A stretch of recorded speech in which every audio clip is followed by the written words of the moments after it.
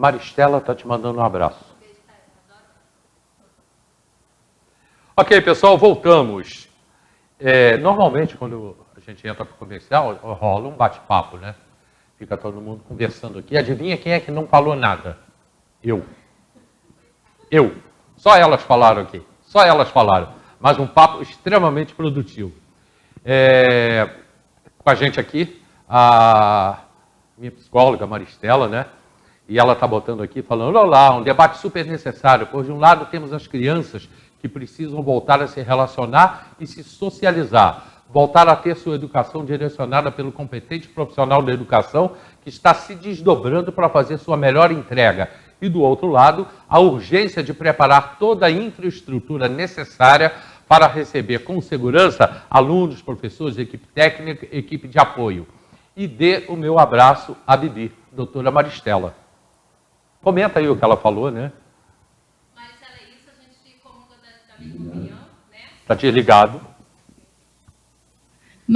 Que isso hoje, hein? Maristela, um beijo enorme para você. Você sabe quanto eu amo o seu trabalho, né? Sou sua fã e a gente comunga da mesma opinião, sem dúvida nenhuma. Eu acho que o prejuízo que vem sendo causado, e aí é importante a Carol, sob a ótica dela, também finalizar ali o tema, mas, sinceramente, eu acho que a perda que a gente tem tido vai ser, não está sendo proporcional, né, ao ganho que a gente teria com a volta. Agora, claro, gente, lembrando, a volta com todas as regras possíveis de sanitização, lembrando que a gente tem uma Secretaria de Educação hoje no município bastante viável para que a gente entenda que todos os cuidados vão ser tomados, né? A gente não está levando em consideração a questão do cuidado, porque a gente entende que há profissionais que vão fazer essa avaliação de maneira séria, de maneira responsável, mas a volta, sem dúvida, hoje eu entendo como necessária, da mesma forma que você.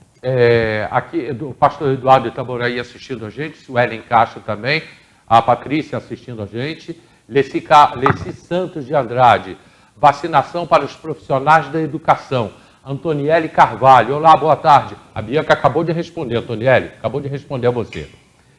Renan e Amanda, Bibi, tu gosta muito de ônibus, fala pra gente um pouco. Leci Santos de Andrade, esses protocolos, a maioria deve se levar para sempre, aí vem a higienização, é muito importante. Suelen Castro, boa tarde, Hélio e meninas. Bom programa, muito obrigado, Suelen. Não dá tempo de eu ficar lendo todo mundo, né? Mas a gente vai passando assim aos poucos. Antes de passar para vocês, a Maristela, estou em casa assistindo vocês e preparando o cappuccino da Mari. Delícia! Pois é, né? O cappuccino da Mari. Às vezes você passa as escolas, a Carol falou aqui, que as escolas particulares, isso é uma opinião minha, né? As escolas particulares estão mais bem preparadas. Estão. Você pega um empresário, né? Ele gasta ali 450, 500 mil reais, faz uma escola maravilhosa, né? E a maioria delas já estão preparadas dentro dos protocolos para voltar a estudar, pelo menos é o que eu tenho ouvido e tenho visto aí. Aí você vê lá uma placa nas escolas, né? 500 mil reais, reforma. Aí você vai lá ver uma parede que não terminou, a outra parede que não está pronta, não tem piso. Pô, mas gastaram 500 mil reais. Isso é um problema crônico aqui no Brasil. Bianca, o dinheiro que é gasto na reforma de escolas e a gente não vê essa reforma. Eu acho que como um todo, no país como um todo, né, e principalmente no estado do Rio de Janeiro, a gente não tem visto um foco direcionado à educação.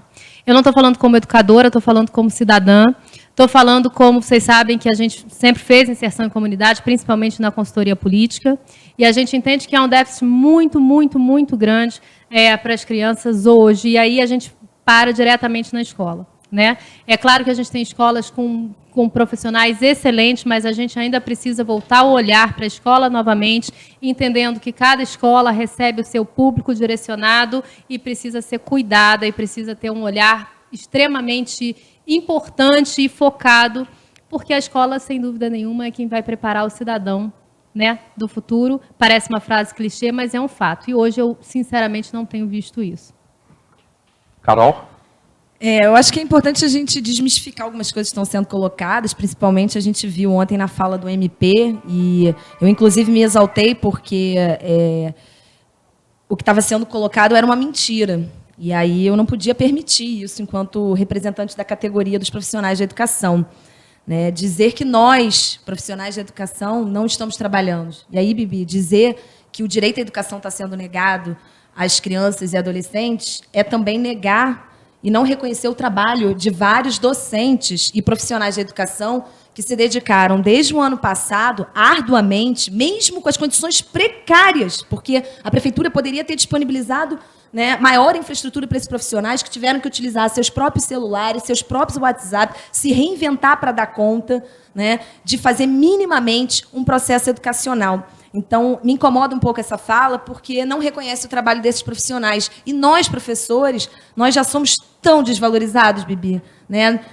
A gente já tem aí dificuldades salariais, nós, professores, tiramos do nosso bolso para comprar nosso próprio material para dar aula. Que professor aqui não comprou, nunca comprou um pilô, né? Ou algo para poder usar em sala de aula? Então, eu fico espantada como... todo mundo está falando sobre educação, que o retorno deve ser isso, deve ser aquilo, mas não escuta o professor, que está ali em sala de aula. E, assim, eu vou te falar, outro mito tem que desmistificar. A escola, as crianças estão sendo afetadas, estão com problema de sociabilização. Sim, então, mas você acha que reabrir as escolas realmente vai suprir toda a carência e necessidade que essa criança, esse adolescente e esse jovem está precisando agora? Eu te digo que não, porque o problema social é muito grande. A gente pode suprir uma carência enorme, porque eu acho que a escola no Brasil, ela tem sim uma política de assistência social, e eu tive muitos alunos que tiveram, aí me mandaram mensagem porque estavam passando problemas alimentares. A gente sabe que a questão do cartão alimentação não deu conta, né? Então isso precisa melhorar, da mesma maneira que as condições do ensino remoto também podem melhorar. A gente sabe que cumpre, né, essa função. A gente, inclusive, né, já, o Hélio, a gente foi lá no Ministério Público, já várias vezes denunciamos aquilo que a gente escuta diariamente nas salas de aula, as violências, os abusos, né, os problemas emocionais, porque nós damos contas, nós somos psicólogos, educadores, professores. Carol, né? Então, Carol, eu preciso voltar com a Bibi, que ela ia falar com você. Então, Carol, na realidade, eu acho até que você está muito correta, mas eu acho que o ângulo está distorcido. Porque eu acredito, não, eu tenho certeza absoluta que quando a gente fala do déficit de educação, em nenhum momento se coloca à prova o professor, a capacidade dele e o quanto ele se esforçou. A gente, na realidade, olha uma sociedade que, assim, o cara não tem dinheiro para colocar a internet no celular. E aí, esse conteúdo que você tanto preparou, que você já reconhece que há uma dificuldade de infraestrutura para vocês produzirem, e aí não tem condição. Né? As pessoas que me conhecem sabem que eu falo assim, muito abertamente o que a gente vê no dia a dia, que aí você tem a problemática da internet lá do lado de fora. Ai, Bibi, mas eu sei que as crianças que não tinham internet podiam ir lá buscar o conteúdo, a mãe buscava e levava em casa. Sim, mas aí essa criança não tem condição de ter uma explicação adequada. Isso não tem nada a ver com o professor. Que, aliás, principalmente... na nossa cidade, eu acho que em todo o Brasil, o professor ele não é respeitado financeiramente, mas ele é muito respeitado quanto categoria e, por óbvio, né, você citou a Laura, que eu amo, mando um super beijo para ela. Dos meus professores, todos, eu tenho um carinho imenso e eu vejo que isso é uma fala comum. Então, assim, eu não estou olhando pela ótica do professor não fez, logo não chegou o conteúdo. A gente está olhando por uma ótica que é muito mais dolorosa, muito mais dolorida aos olhos de todos. As crianças em casa, elas não têm condições de terem a viabilidade daquilo que você, com esforço, já preparou. E aí, Bibi, então fica... Uma coisa demonstra, né, que essa educação à distância e o ensino remoto tem muitas dificuldades. Não tenha dúvida. Isso é inegável. E, mais uma vez, faz com que a gente valorize a educação presencial e a figura de todos os profissionais da educação. Sem dúvida nenhuma. Mas na verdade, essa valorização não vai passar pelo momento da gente dizer o seguinte, olha, o remoto não está funcionando porque o professor não está se esforçando. Aliás, muito pelo contrário.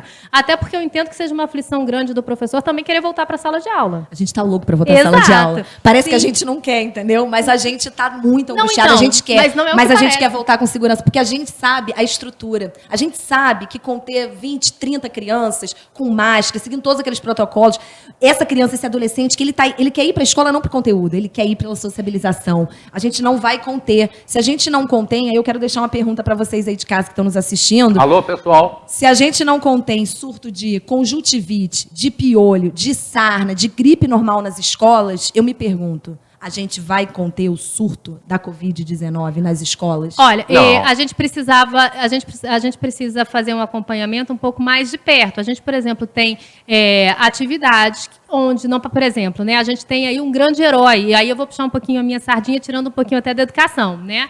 E aí, até respondendo a mocinha que falou, você gosta tanto de ônibus, a gente tem aí um herói de categoria, que é o motorista do transporte público coletivo, que não parou. Ele foi herói mesmo, né? Que também acredito que tinha que estar em conjunto aí, sendo atividade essencial para a vacinação também.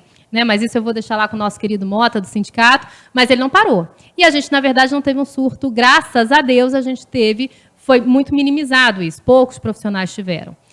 Ai, Bibi, isso foi sorte, eu não sou médica, eu não sou da área médica. Você tem essas estatísticas, Bibi, já que você Então, eu trabalha? acho que, na verdade, a gente precisa produzi-las, né? Aliás, em larga escala. Outra questão que eu acho que a gente precisa produzir, até para tornar o papo mais amplo, eu estou vendo que os idosos estão sendo vacinados e hoje foi a fila até 91, a partir de 90 anos. O que a gente precisa? A gente sabe que a gente está numa cidade ficando cada vez mais idosa. E a gente precisa ter o censo. O nosso último censo foi em 2016, a gente está com uma população idosa. E a gente hoje não tem condição de saber quantos idosos a gente tem na cidade. A gente já podia aproveitar a vacinação para isso. Bibi, onde que isso é importante? A gente tem idosos em situações de comunidade, a gente precisa saber quantos corrimãos a gente precisa, qual a infraestrutura de uma cidade que está ficando mais velha. Enfim, eu acho que nesse momento, é preciso que a gente volte a olhar para todas essas questões que por muito tempo ficaram adormecidas. Aliás, eu acho que, obviamente, essa doença não trouxe nada que a gente pudesse aproveitar, mas dentro do caos a gente precisa olhar para algumas coisas que ficaram adormecidas e isso veio à tona através da Covid-19. Meninas, comentário aqui do pessoal de casa. A Neuza Azeredo Gaspar, perdão, no ano passado tive que me reinventar. Trabalhei e estudei muito para chegar até meu aluno. Mas com o retorno presencial, como trabalhar com séries iniciais, utilizando máscara? A Regina aqui, falando, a Regina fechou excelente debate, a Cleide Fischer, boa, se o professor tem que comprar até o pilô para dar a sua aula, fica a pergunta, teremos mesmo condições de ter tudo que a escola necessita para reabrir agora nesta pandemia? A Cleide, os garis também são heróis, recolhendo todos os nossos dejetos contaminados. Verdade. Moacir Veiga, o promotor deveria exigir do governo a vacinação dos professores. Depois, sim, a volta às aulas. A nível de Brasil, né, Moacir? Para o país inteiro isso, né? Porque o professor ele vai para a linha de frente. A hora que reabrir as escolas, que eu acho que não vão reabrir, mas o professor vai para a linha de frente. Olha só, minha gente, deixa eu falar com vocês agora do café com pizza. É isso mesmo, do café com pizza. Vocês já tomaram café com pizza? Não, olha, a hora da fome é Mas eu já te perguntei a semana passada isso, né? Você já tomou café com pizza? Não, é até curioso. É curioso? Pois Adoro pizza e café. Você agora pode ter, você agora tem café com pizza em Teresópolis, né? Tem mesmo. Já está lá em Araras o café com pizza, já está funcionando o delivery e o telefone já estão aí, já está chegando aí na tela 2200-0021, 2200-0031, café com pizza Teresópolis, lá em Araras, ali naquele shopping novo, um pouquinho antes da Casa de Cultura, quem entra em Araras. Rapidinho a gente está de volta, ok?